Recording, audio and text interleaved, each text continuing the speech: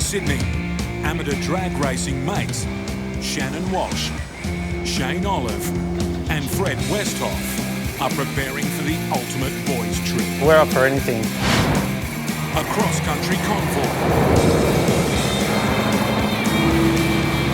followed by an adrenaline-fueled weekend.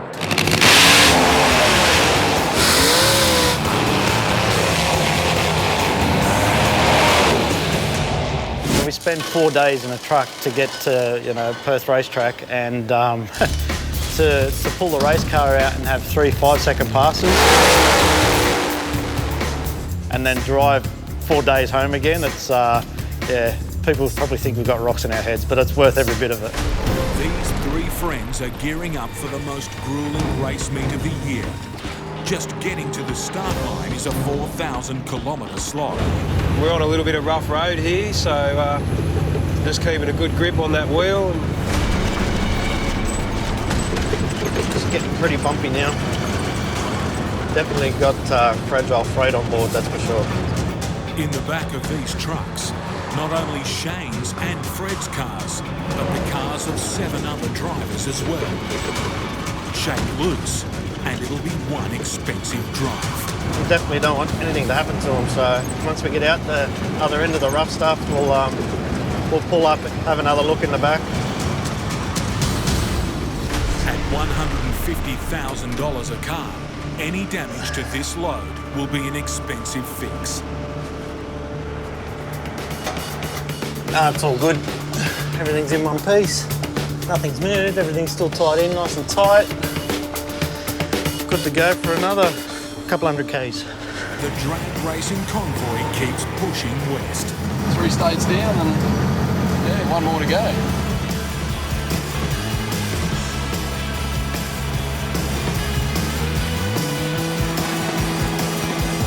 After nearly 4,000 kilometres of hot, windy and bumpy road, they can smell the finish line.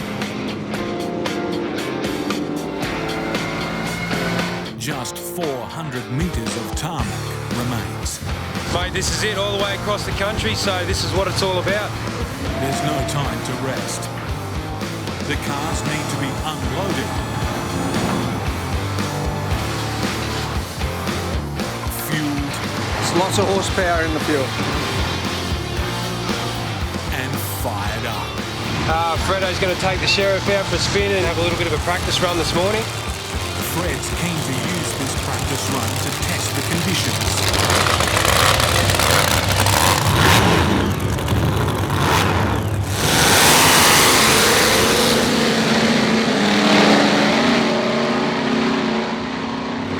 Reaction time advantage to the sheriff. It's far from the run Fred was hoping for. Got a fairly strong crosswind coming off the beach, which plays havoc with such a large surface area on the side of the car. So as the car goes up, basically it's like a billboard trying to get blown over.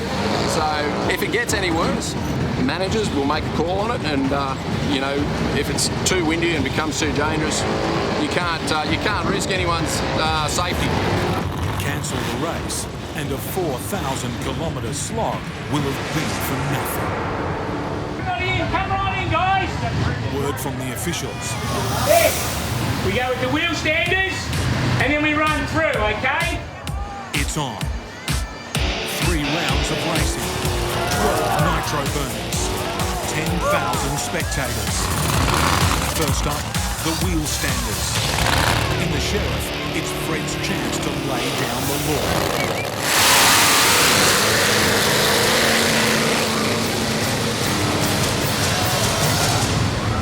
It's a win. Now for the main event, the Nitro Funny Cars. Flat out. I'll catch you soon. Race 1. Shane's up in the Red Devil.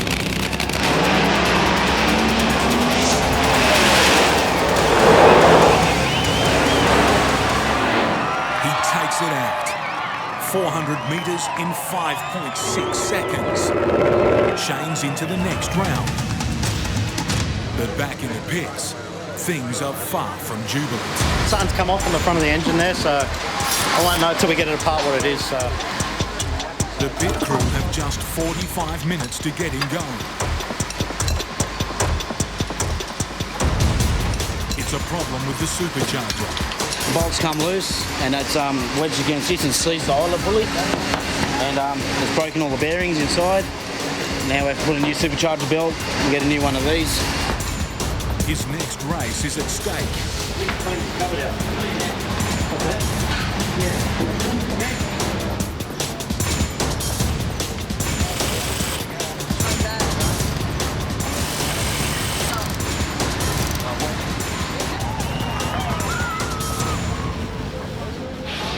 5 minutes to go. The Red Devil is ready. Time to burn some rubber.